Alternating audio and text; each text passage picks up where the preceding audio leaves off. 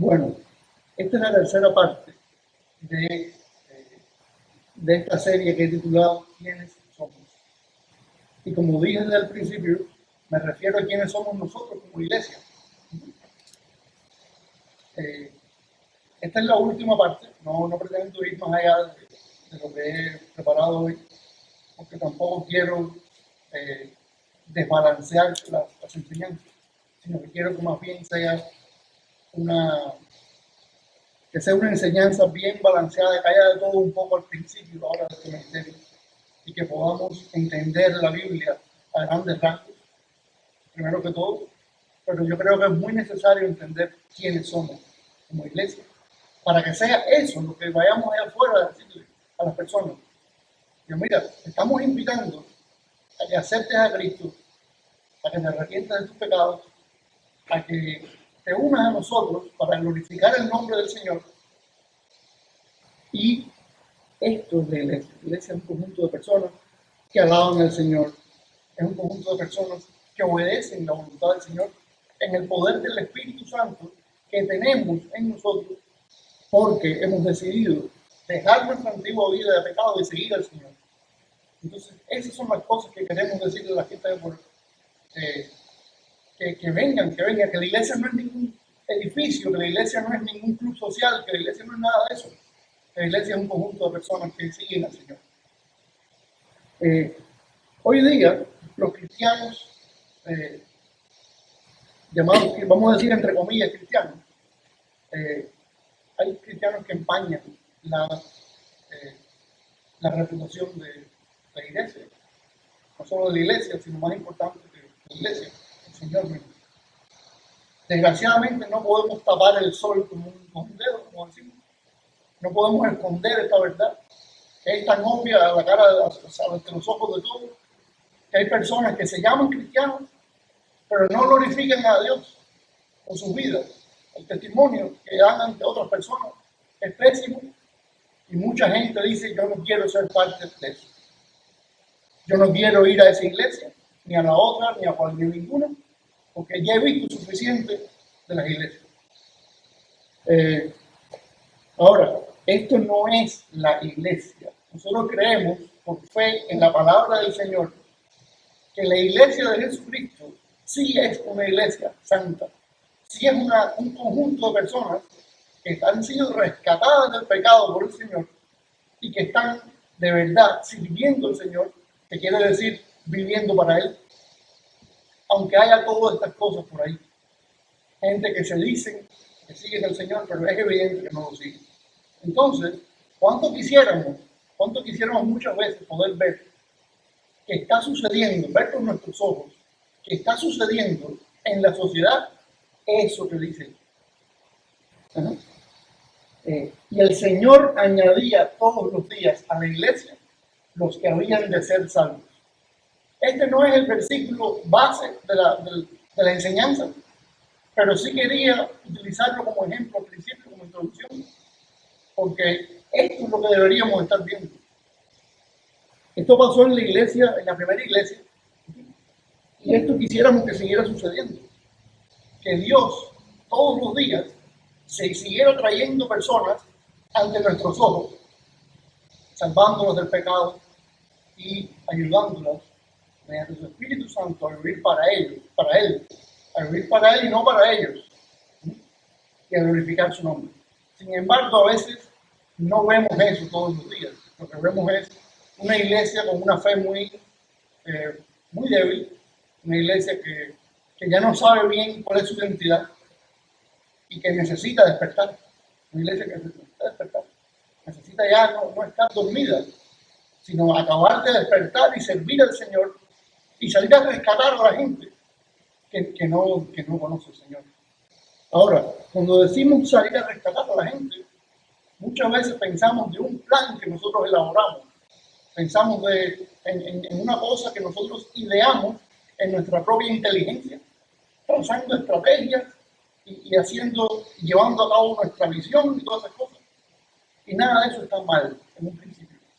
Pero tenemos que saber que es en el poder del Espíritu Santo que vamos a predicar el Evangelio a las personas y las personas van a ser salvas, porque la iglesia no es nuestra, La iglesia es del Señor, de Dios, y la iglesia fue comprada por Dios con la sangre de su Hijo unigénito, Jesucristo.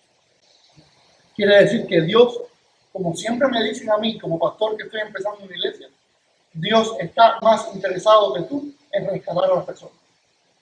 No te preocupes, tú haz tu trabajo, tú compartes la palabra con la gente, tú ora por la gente, tú haz tu trabajo, porque Dios está más interesado que tú en rescatar a la gente. Ahora, lo cierto es que Jesús ya tenía su plan acerca de qué iba a hacer la iglesia. Y él oró por ese plan al Padre. ¿Creen ustedes que el Padre, Dios Padre, escuchó las oraciones de Jesús? Estoy seguro de que las escuchó, porque Jesús es uno con el Padre. Quiere decir que Jesús es Dios en la carne. Y así anduvo entre nosotros, y así glorificó el nombre del Padre y nos explicó quién es el Padre. Nos dio a conocer quién es el Padre, ¿no? Entonces el tema de la enseñanza que traigo hoy es la descripción de la iglesia desde la perspectiva de Jesús. ¿Sí? Siempre nos gusta definir qué son las cosas a nosotros, pero en el tema de la iglesia creo que la perspectiva de Jesús es la que debe prevalecer. No somos nosotros quienes definimos lo que es la iglesia, sino es el dueño de la iglesia el que define qué es la iglesia. ¿Y quién mejor que el Hijo unigénito del Señor, Dios, para definir lo que es la iglesia? Y vamos a ver primeramente, vamos a ver cómo describió Jesús la iglesia y qué sucedió cuando empezó la iglesia. Porque Jesús describió la iglesia en oración al Padre, inclusive antes de él morir. No sé si recuerdan que en la primera prédica dijimos que Jesús le oró al Padre antes de morir, y una de las cosas que le dijo fue: y esta es la vida eterna, que te conozcan a ti, el único Dios verdadero, y a Jesucristo, a quien has enviado.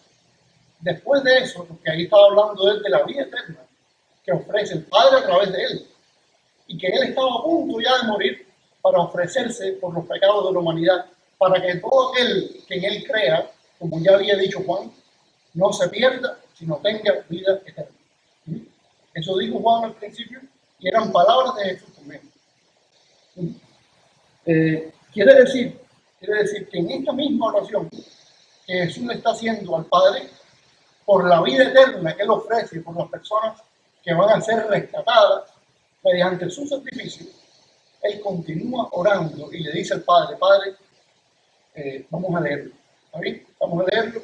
Y es el capítulo 17 de Juan, el mismo capítulo 17 que vimos al principio, donde él define qué es la vida eterna, que no es más que el conocimiento de Dios y de él, que es el mediador. O sea, Juan capítulo 17. Vamos a leer qué es lo que dice exactamente el Señor Jesús al Padre en oración. Recuerden que todo termina aquí, en el libro de Hechos. Vamos a ver todo esto. Vamos a ver a grandes rasgos qué es lo que sucede con todo esto. Entonces, en Juan capítulo 17, vamos a ver los versículos del 20 al 23.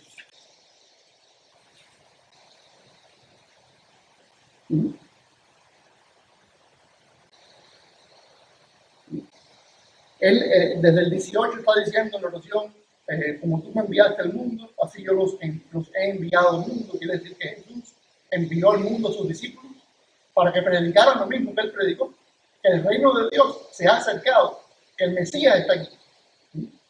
Dice: por ello yo me santifico a mí mismo, para que también ellos sean santificados en la verdad. Ahora, ya está orando por esos discípulos que él tenía en ese momento, antes de huir a la cruz. Sin embargo, esta es una oración maravillosa, preciosa, pero también rara. Mire qué oración tan rara, y dice: mas no ruego solamente por estos, sino también por los que han de creer en mí, por la palabra de ellos. ¿Qué clase de oración? Dice: para que todos sean uno, como tú, oh Padre, en mí y yo en ti, que también ellos sean uno en nosotros, para que el mundo crea que tú me enviaste. La gloria que me diste, yo les he dado, para que sean uno. así como nosotros somos uno. Yo en ellos, tú en mí, para que sean perfectos en unidad, para que el mundo conozca que tú me enviaste y que los has amado a ellos como también a mí me has amado. Y después continúa: Padre, aquellos que me has dado, quiero que quiero que donde yo estoy también estén conmigo, para que vean mi gloria que me has dado, porque me has amado antes de la fundación del mundo. Entonces, sigue orándole Jesús al Padre y termina diciéndole: y les he dado a conocer tu nombre, y lo daré a conocer aún, para que el amor con que me has amado esté en ellos y yo en ellos. Pero vamos a enfocarnos en esta parte del 20 al 23, donde Jesús ora por los discípulos que todavía no han venido a sus pies, o sea, que todavía no están con él, no son discípulos, ¿no? Ora por ellos. Qué cosa tan rara que el Hijo de Dios haya orado, nada más y nada menos. Si usted es cristiano, usted es cristiano, usted es cristiana, usted es seguidor de Jesús, pues sepa que Jesucristo, el Señor, el unigénito Hijo de Dios, oró por usted y por mí. Y esto es una cosa, cada vez que pienso en esto, no tengo, o sea, no me, cada vez entiendo mejor, vamos entendiendo poco a poco, que el Dios es omnisciente. Y que Dios tiene un plan eterno, soberano, y que es increíble las cosas que ya Dios hizo, y son más increíbles aún las que va a hacer. ¿No? Las que va a hacer para la gloria de Él y para el beneficio espiritual de nosotros y de otros que han de venir. Porque como mismo, estos discípulos que ya estaban con Él iban a predicar y otros íbamos a venir, inclusive hoy, 2000 años después, también faltan muchas personas por venir a los pies de Cristo y van a seguir viniendo, y lo creemos por fe, porque ese es el plan eterno de Dios, redimir a la humanidad perdida. Sabemos que no todas las personas van a ser salvas, pero sabemos que los que han de ser salvos van a ser salvos, porque el plan eterno de Dios se va a cumplir. Entonces, hay dos cositas que yo quería puntualizar en este pasaje. Y la primera es la descripción de la iglesia según el plan de Jesús. Veamos que si leemos estos versículos con detenimiento, vamos a ver cómo describe Jesús la iglesia, cómo describe Jesús la iglesia según su propio plan. Es la oración de Jesús al Padre, y eso podemos tomarlo. Yo al menos lo tomo como que esto va a ser así. Esto va a ser así, esta es la oración del Hijo al Padre. Y miremos qué es lo que dice entonces en cada parte de este pasaje que describe la iglesia. Dice el versículo 21a que Jesús quiso que los integrantes de la iglesia fuesen uno, como Él y el Padre son uno. Vamos a dividir este versículo 21 para estudiar, para el propósito de estudio. Vamos a dividirlo en tres partes. Porque en la primera parte, como ya dije, dice que Jesús quiso que los integrantes de la iglesia, oiga esto, que los integrantes de la iglesia fueran uno, como Él y el Padre son uno. Sabemos que Jesús es uno con el Padre porque Él lo dijo, porque en eso creemos. Pero oiga, mire qué manera de ilustrar, la relación que Jesús quiere que exista entre nosotros los creyentes, que está utilizando como ilustración, vale la repetición, la propia relación que hay entre Él y el Padre, que son de hecho uno. Y como mismo dice el versículo 21, dice: para que todos sean uno, como tú, oh Padre, en mí y yo en ti. O sea, es increíble que la ilustración es esa, es la unión entre Jesús y el Padre. Entonces, así quiere el Señor que seamos los integrantes de la iglesia. Esta es la primera forma en que define, en que planificó Jesús que fuera la iglesia, que los integrantes fueran uno. Bueno, como una de las cosas que veíamos al principio, o una de las cosas con las cuales podemos ilustrar lo que veíamos al principio de la imagen empañada que sucede, que a veces manifiestan de la iglesia, es esta. Resulta que la iglesia de Jesucristo, los integrantes de la iglesia de Jesucristo, a veces no parecemos ser uno.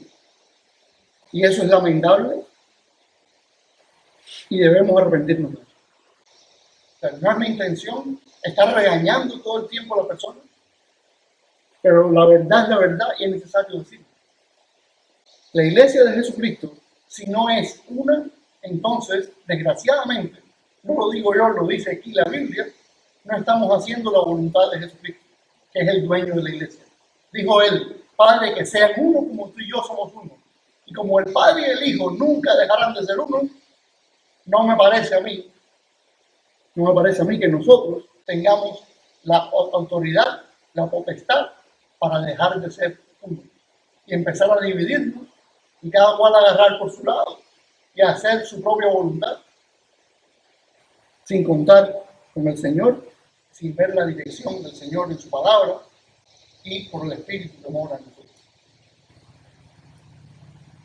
Quiere decir que el llamado aquí es a volver a ser uno, como el Padre y el Hijo son uno.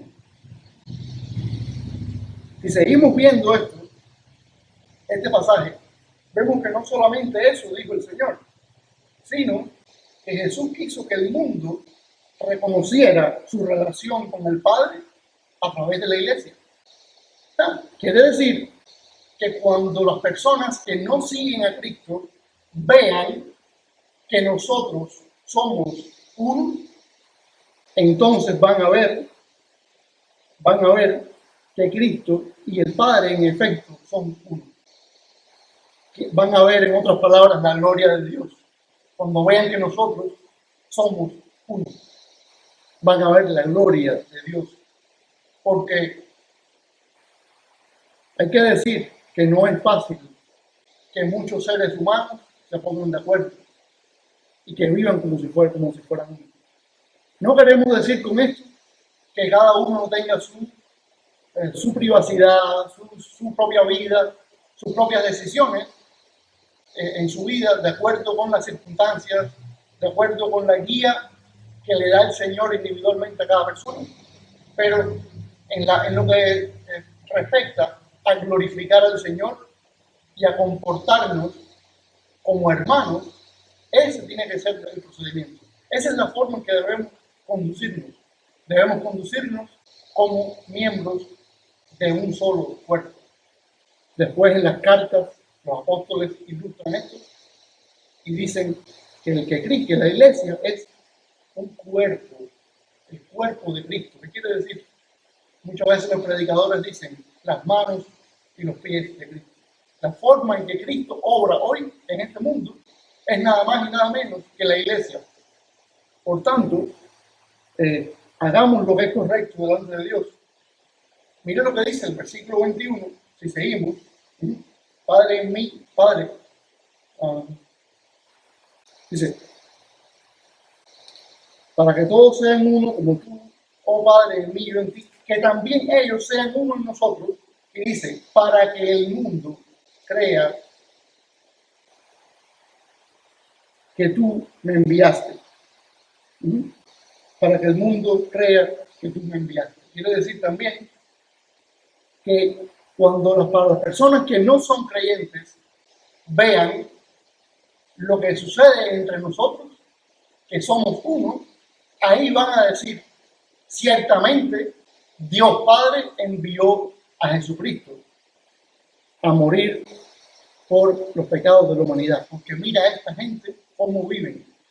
Mira a esta gente cómo le dan gloria a Dios, cómo pueden convivir de esa manera, cosa que es imposible entre las personas comunes y corrientes. Eso tiene que ser porque está Dios entre ellos. Y si ellos dicen que fue Jesucristo el que los rescató, pues entonces le vamos a creer.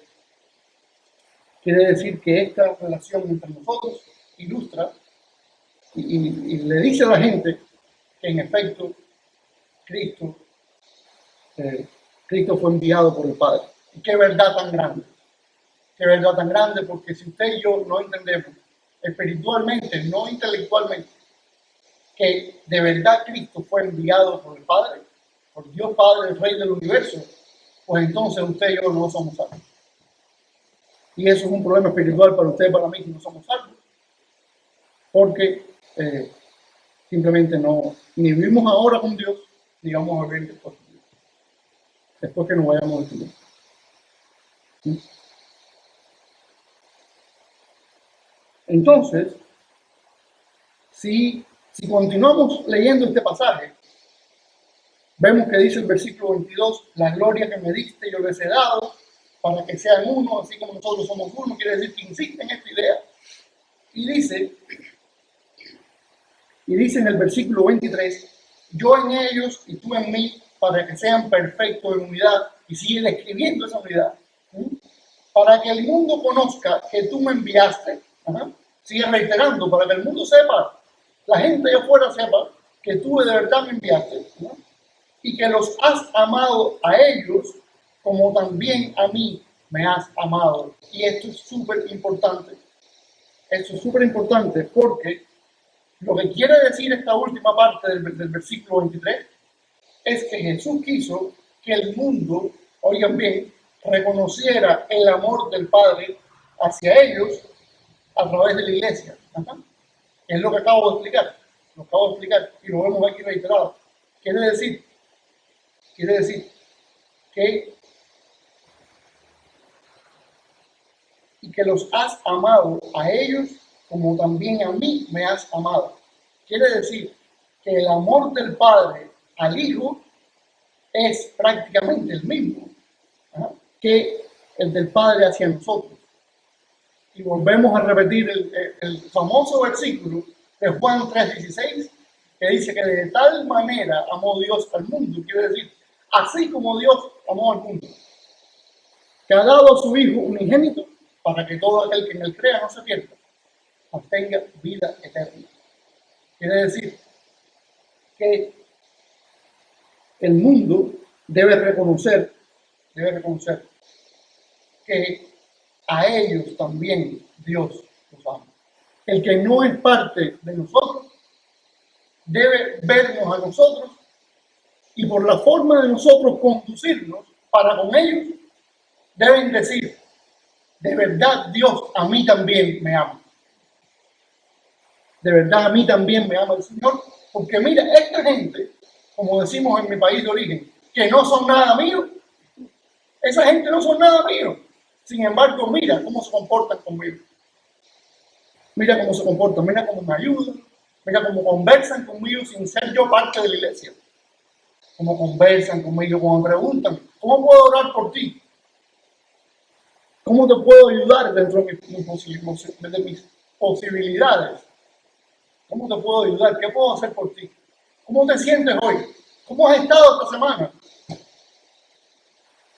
Quiere decir que no es propio de un cristiano conocer a personas que no son cristianas y simplemente no importarle cómo están viviendo, en qué pueden ayudarlos, cómo se sienten, cómo pueden orar por ellos.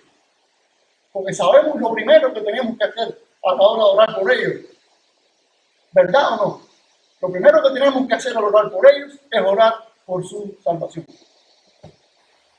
Inclusive a veces, según la forma en que el Señor nos guíe, se lo podemos decir. Si el Señor lo está guiando a usted a que ore por una amistad, por un conocido, por un compañero de trabajo, y el Señor, y hágalo, ore por esa persona. Y si el Señor en algún momento le da carta abierta, vamos a decir, usted por el Espíritu siente que usted debe decirle, puede decirle, oye, yo estoy orando para que tú conozcas al Señor. Sabemos que eso depende de las circunstancias y que la vida cristiana y nuestra relación con otras personas no es una, ¿cómo podemos decir? No es simplemente una regla que se sigue al pie de la letra y que se hacen siempre igual las cosas. Eso no es así. Porque Dios creó las personas diferentes, aunque somos todos iguales, somos seres humanos, pero todos tenemos particularidades, y esas particularidades el Señor quiere que las respetemos y que nos acerquemos a cada persona de acuerdo a lo que veamos en ellos, que los conozcamos.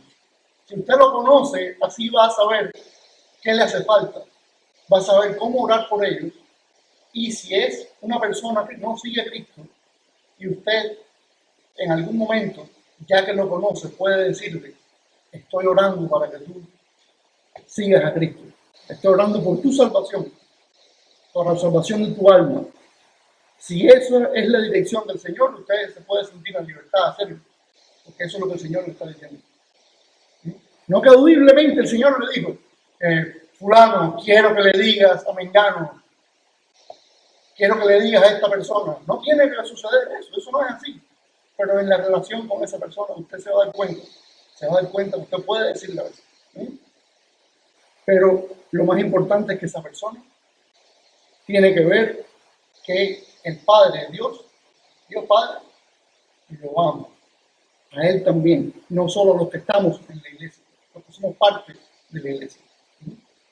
Entonces, estos es a grandes rasgos el plan de Jesús para la iglesia, no en su totalidad, pero creo que son características muy importantes que describió Jesús acerca de la iglesia que el Padre le iba a dar, esas personas que el Padre le iba a dar a Él. Ahora, ¿qué sucedió luego? Porque ya aquí Jesús estaba a punto de morir. Jesús va a la cruz, es torturado, es muerto, pero Jesús resucita. Se levanta de entre los muertos, nos compra con su sangre y abre ese camino al Padre.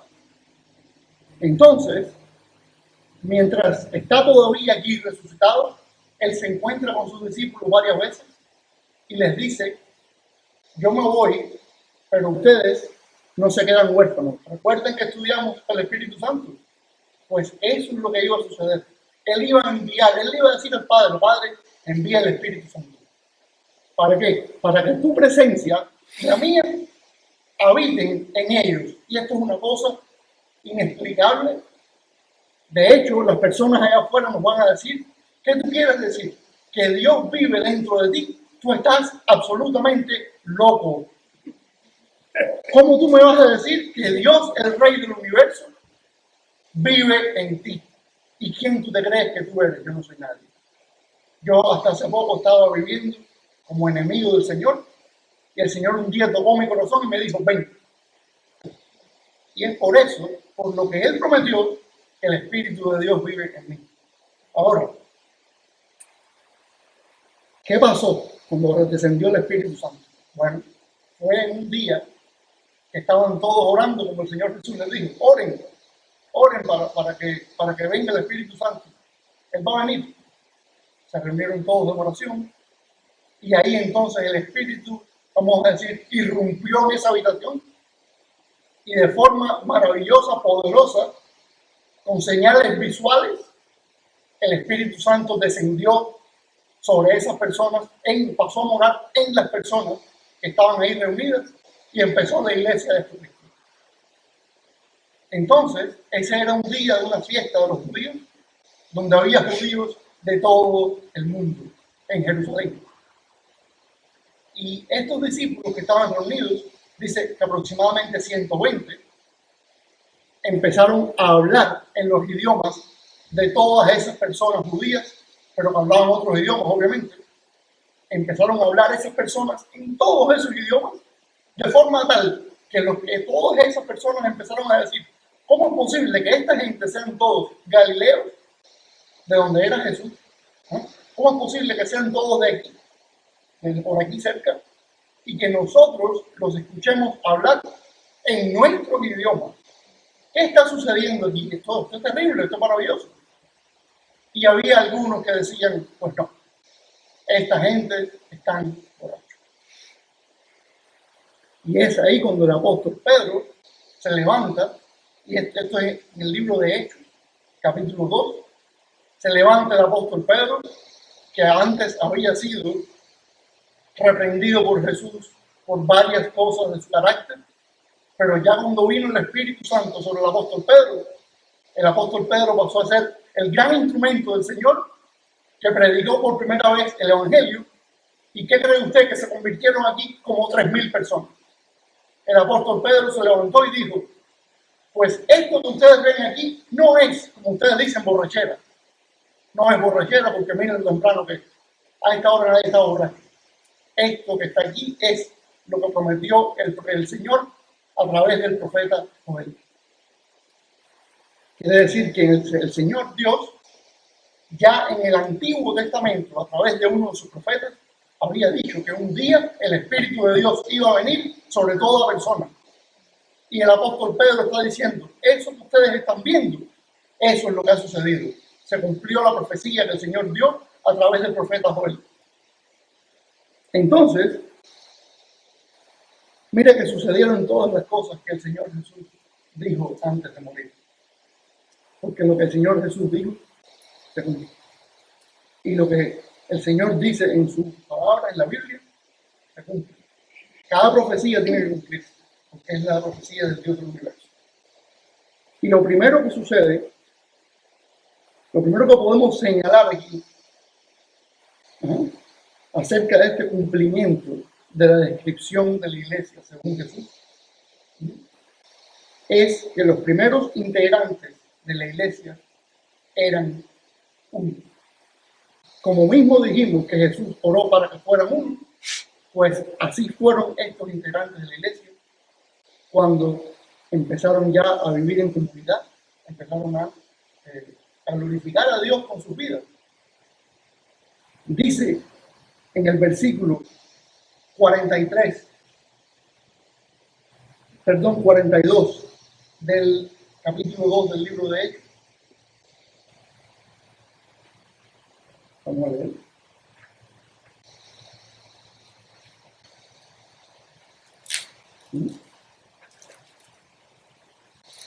Dice: y perseveraban en la doctrina de los apóstoles, en la comunión unos con otros, en el partimiento del pan y en las oraciones. No sé si a usted le parece que esto es vivir como si fueran uno, pero a mí sí me parece. Me parece que aquí estaba el Espíritu de Dios en ellos. Me parece que ellos vivían como uno en el Espíritu y glorificaban al Señor. Quiere decir que los primeros integrantes de la iglesia eran uno. Seamos también uno nosotros. Seamos también uno nosotros.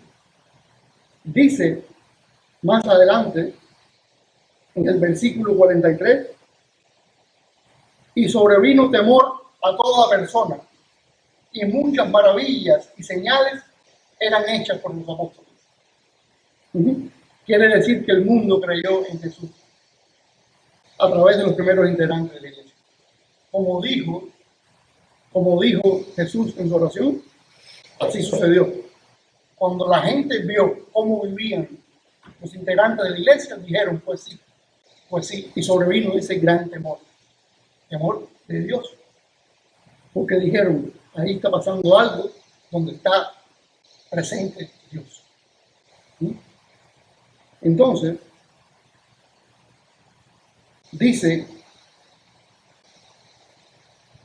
en el versículo 44, todos los que habían creído estaban juntos y tenían en común todas las cosas. Sigue reafirmando que eran uno. Dice: y vendían sus propiedades y sus bienes y los repartían a todos según la necesidad de cada uno. La generosidad. Así como Dios fue tan generoso y dio a su Hijo unigénito para que todos los que creyeran en Él se salvaran, así también sus seguidores tuvieron esa característica de la generosidad. Ahora, quiero hacer un paréntesis aquí. Si yo como predicador, porque esto sucede en muchos lugares, lamentable, sucede en algunos lugares, vamos a decir, y eso es parte de la mancha que están poniendo sobre la iglesia de Cristo. Si yo como predicador digo: estas personas vendían sus propiedades y repartían el dinero y daban el dinero, pues usted también vaya y venda sus propiedades y tráigamelas a mí y démelas a mí. Porque eso es lo que dice la Biblia. ¿Qué estoy haciendo yo ahí? ¿Se da cuenta que estoy haciendo? Estoy manipulando la palabra de Dios. Lamentablemente, si yo como predicador digo estas cosas, lo que estoy haciendo es tergiversando lo que dice la santa palabra del Señor. Por tanto, no quiere decir esto que todas las personas deban vender todo lo que tienen y traer a la iglesia todo el dinero, sino que está diciendo, sean generosos. Sean generosos. ¿No? Y fíjense cómo aquí en este versículo hace énfasis el discípulo Lucas, que fue el que lo escribió, hace mucho énfasis en ayudar a los pobres. Que lo que hacían en ese momento con ese dinero era ayudar a los que no tenían. Eso es importante. Eso es importante. No es ayudar a los que no tienen por encima de la predicación del Evangelio. Pero tampoco es decir, yo solo predico el Evangelio y a mí no me interesa, no es problema mío que la gente se muera de hambre. Eso tampoco es así. Así que les recomiendo que usted siga la dirección del Señor, que usted le pida al Señor en oración que le dé ese balance, ese equilibrio entre lo que es predicar el Evangelio y ocuparse de los problemas sociales. Ahora, en el versículo 47 dice, bueno, vamos a leer el 46 también, dice, y perseverando unánimes cada día en el templo y partiendo el pan en las casas, comían juntos con alegría y sencillez de corazón. Aquí siguen demostrando ellos el corazón de Dios, ¿verdad? Y siguen demostrando que de verdad ellos estaban sirviendo a Dios. Y dice en el 47, alabando a Dios, y esto es maravilloso, y teniendo favor con todo el pueblo. ¿Qué está sucediendo aquí? ¿Qué está sucediendo aquí? Que el mundo reconoció el amor del Padre hacia ellos a través de los primeros integrantes de la iglesia. Como el mismo Cristo quiso que esto se viera en la iglesia, o sea, como Cristo quiso que esto se viera en la iglesia, pues así sucedió. Sucedió esto. Las personas, dice que los integrantes de la iglesia tenían favor con todo el pueblo. Quiere decir que el pueblo los veía y decían, ah, caramba, esta gente sí están adorando a Dios de verdad. Esta gente de verdad caminan con Dios y le dan gloria a Dios. De qué vida tan recta delante del Señor. No es que sean santurrones, porque no queremos una iglesia llena de gente más santa de la cuenta, porque sabemos que aquí todos tenemos de alguna manera algún día pecado. No queremos una iglesia de santurrones, gente que presume de que es más santo que nadie y que no, yo sí, yo estoy por ahí arriba, yo tengo un nivel espiritual que yo a mí no. Hay doctrinas que dicen que una vez que uno llega a un nivel espiritual, uno como que se dispara espiritualmente y ya usted ahí no puede pecar, ya usted es perfecto prácticamente. Pues le voy a decir que hasta que usted no esté en la presencia de Dios, usted no va a ser así. Le digo que usted en cualquier momento puede correr el riesgo de caer en pecado. Así que ore y ore por mí también. Ore por mí también. Para que no me pase a mí. Entonces, ahí es cuando tenemos nuestra conclusión. Lo que está aquí. Y el Señor añadía todos los días a la iglesia a los que habían de ser salvos. Por eso les dije, no se olviden de esto. Por eso lo puse en la pantalla. No se olviden. Porque esta es la conclusión. Esto es el resultado de cuando las personas que siguen al Señor de verdad lo siguen. Esto fue lo que Jesús planificó y esto fue lo que sucedió después que Él resucitó y se sentó a la derecha del Padre. Y esto es lo que debe suceder entre nosotros. Desgraciadamente hay personas que se llaman cristianos, como ya había dicho anteriormente, que están dañando la imagen de la iglesia, pero debemos estar seguros de que eso no es la voluntad de Dios para la iglesia. Y sí existe una iglesia limpia, que se está preparando, se está limpiando de pecado y se está preparando para encontrarse con el Señor. Porque el Señor Jesús va a volver por su iglesia. Y va a volver por su iglesia de verdad. Vamos a ser un poco reiterativos en este caso. Él no va a volver por los que dicen que son creyentes, sino va a volver por los creyentes. Y a los que no les va a decir, nunca los conocí. Ustedes son unos malditos. Pero Señor, es que por ti hicimos cosas, hicimos milagros, hasta echamos fuera demonios, van a decir. Esto lo encontramos en el libro de Apocalipsis. Son los acontecimientos finales. Esto lo veremos también, lo estudiaremos. Pero en ese momento Jesús va a decir, no, yo nunca tuve esa relación con ustedes. Recuerden la palabra conocer, que significa esa relación íntima. Pues Jesús va a decir, nunca los conocí. Quiere decir, yo nunca tuve esa relación con ustedes. Ustedes nunca tuvieron esa relación conmigo. Por tanto, ustedes en mi presencia no van a vivir para toda la eternidad. Nosotros queremos ser esa iglesia y debemos orar por eso. Esa iglesia que demuestra el corazón de Dios, la presencia de Dios en nosotros. Y eso se logra solamente permaneciendo en el Señor y haciendo la voluntad de Él en el poder del Espíritu Santo. Siempre pidiéndole a Él, Señor, sé tú el que me guíe. Permítenos, Señor, tener comunión los unos con los otros. Permítenos glorificar tu nombre en la forma en que interactuamos los unos con los otros. ¿Oí? Entonces, pues hoy hemos visto que los primeros integrantes de la iglesia se condujeron de manera tal que en el poder del Espíritu Santo los planes de Jesús se cumplieron a través de ellos. Así que no permitamos hoy que se empañe el testimonio de Cristo ni la identidad de nosotros como iglesia. Vamos a orar. Señor, te damos tantas gracias por tu palabra, porque tu palabra nos guía, Señor. Tu palabra no nos va a dejar irnos, Señor, de tu doctrina, no nos va a dejar interpretar las cosas de manera incorrecta. Así que ayúdanos, Señor, a obedecerte, a glorificar tu nombre y a que nosotros como iglesia de verdad reflejemos tu voluntad como Cristo glorificó, como sucedió entre los primeros integrantes de tu iglesia. Que así nosotros también, Señor, reflejemos tu voluntad, hagamos tu voluntad para que tú sigas añadiendo, Señor, a la iglesia, a los que han de ser santos. Y que las personas conozcan quiénes somos como iglesia. Todo te lo pedimos, Padre, en el nombre de Jesús. Y te damos muchas gracias. Amén.